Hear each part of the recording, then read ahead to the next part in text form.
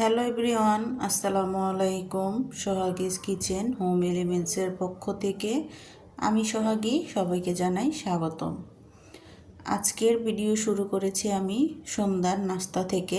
গতকালকের আজকে সন্ধ্যায় একটু বাচ্চাদের জন্য হালিম তৈরি করেছি, এখন আমি পরিবেশন করছি।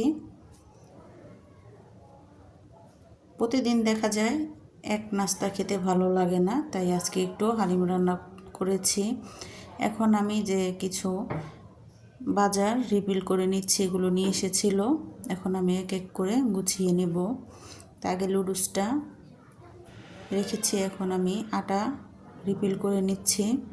দেখা যায় পরে নাস্তা বানাতে গেলে এগুলো আবার ঢালতে হবে, তাই আগে আমি এই কাজগুলো করে নিচ্ছি, তাহলে পরে কাজ করতে আসলে আমার ঝামেলা হবে না। এগুলো আমি রাত্রে ভিজিয়ে রাখছি। এখানে আমি কিছু ছোলার বুট আর ফুচকা চটপটি বানানোর জন্য বুট ভিজিয়ে রেখেছি। আর আমি অফ ক্যামেরায় কিছু মাংস কেটেছিলাম, তাই এখন আমি সিনটাও পরিষ্কার করে নিচ্ছি। রান্নাঘরে ঢুকলে যেন কোনো আস্তে আস্তে গন্ধ না আসে। আমি মাছ কাটার পরে লেবু, এক টুকরা দারচিনি, একটা এলাচি দিয়ে পানি গরম করে তারপর সিনে দিয়ে দেই। তারপর আমি সিনটা সুন্দর করে ধুয়ে নিয়েছি। এখনকার আপুরা সবাই জানে কি সুন্দর করে গুছিয়ে গুছিয়ে কাজ করে, বলার কিছু নেই। আমি যেভাবে করি ওইটাই আর কি একটু শেয়ার করলাম। এখন আমি এই যে আমার পুরো কিচেনটা সুন্দর করে গুছিয়ে নিয়েছি। আর এই জালিগুলো আমি এখানে রাখি রান্না করার পরে, যেন তরকারি ঢেকে রাখতে পারি। গরম তরকারি যদি ঢাকনা দিয়ে ঢেকে রাখি, দেখা যায় ঘেমে নষ্ট হয়ে যাওয়ার সম্ভাবনা থাকে, তাই আমি জালি দিয়ে ঢেকে রাখি। এটা হচ্ছে আমার পরের দিন সকালে যদি কিচেনটা এসে পরিষ্কার পাই, মনটা কিন্তু ফুরফুরে হয়ে যায়, তাই না? সকালে যদি দেখি গতকালকের রাত্রে প্লেট বাসন সব কিছু এলোমেলো হয়ে থাকে, তাহলে কিন্তু ভালো লাগে না। তাই আমি রাত্রের কাজটা রাত্রেই সেরে নেই। আজকে আমি কোনো রুটি বা পরোটা তৈরি করছি না। আজকে আমি যে গতকালকে রাত্রে হালিম খেয়েছিলাম, কিছু ভাত বেঁচে গিয়েছিল, ওই ভাত দিয়েই একটি নাস্তার আইটেম করে নিচ্ছি সকালের জন্য। আর ফারহান এই ভাতটা খেতে খুবই পছন্দ করে। বেশি কিছু লাগে না, ডিম দিয়ে পেঁয়াজ কাঁচামরিচ দিয়ে ভাতটা ভেজে দেই, খুব মজা করে খায়। আসলে এক এক দিন এক একটা খেতে ছোট বড় সবারই খুবই ভালো লাগে। তো এখন আমি ভাতটা ভেজে নিচ্ছি।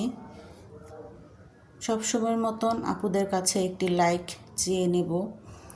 এখানে একা হাঁটার পথ না যে আমরা সবাই একা যার যার মতো হেঁটে যাব, সবাই সবার সহযোগিতা করব, সবাই সবার পাশে থাকব, তাহলে সততার সাথে এগিয়ে যাব ইনশাল্লাহ।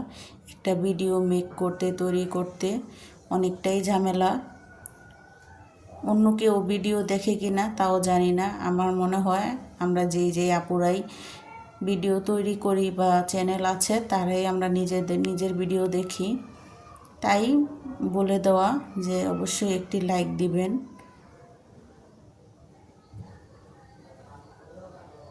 একদমই ভিউ আসে না চ্যানেলে।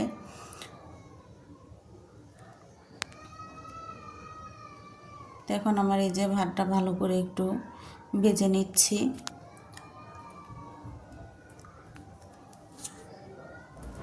এই ভাতটাকে ফারহান কিন্তু ইয়েলো কালার ভাত বলে, শুনে খুবই হাসি পায়, বলে আম্মু ইয়েলো কালার ভাত কিন্তু আজকে নাস্তা খাবো।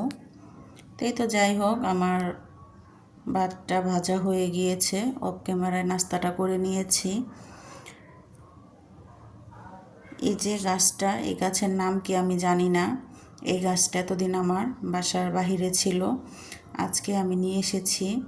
বাহিরে বলতে আমার দরজার সামনে ছিল। এখন একটা টব নিয়ে এসে আমি এখানে রেখেছি। হয়তো যে আপুরা আমার আগের ভিডিও দেখেছেন, তারা হয়তো দেখেছেন যে আমি এই গাছটা টি টেবিলের উপরও রেখেছি, সোফার সামনে, আবার এই যে বেসিংয়ের মিররের সামনেও রেখেছি। খুবই সুন্দর, ভালো লাগে, তাই আজকে টব দিয়ে বেসিংয়ের পাশে রাখলাম। অবশ্যই জানাবেন কেমন লাগছে গাছটা। পরে আমি যে ঘর গোছানোর কাজ শেষ করলাম, ওই সময়টা আমি বুটগুলো সিদ্ধ দিয়ে রেখেছি। বাকি কাজ করা হয়ে গিয়েছে ঘর গোছানোর। এখন আমি বুটটা কষিয়ে নেব। তাই মশলাটাই যে আমি একটু কষিয়ে নিয়েছি, এখন আমি বুটটা দিয়ে দিচ্ছি। মনে হবে যে আমি হয়তো ঝালমুড়ি বিক্রি করব, তাই না?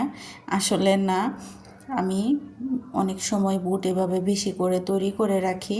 বাচ্চারা খেতে খুবই পছন্দ করে, বা সন্ধ্যার টাইমে মুড়ি মাখিয়ে খাওয়া যায়। আমার বাচ্চারা এই বুটটা খেতে খুবই পছন্দ করে। ফারহানের বাবাও বুটটা খেতে খুবই পছন্দ করে। কিন্তু রমজান মাসে, আল্লাহর রহমতের মাস, ইফতারি সময় খেতে যেমন একটা ভালো লাগে, অন্য সময় দেখা যায় এতটা মজা লাগে না। যাই হোক, এই তো আমার বুটটা তৈরি করা হয়ে গিয়েছে। সবাই ভালো থাকবেন, সুস্থ থাকবেন। আল্লাহ হাফেজ।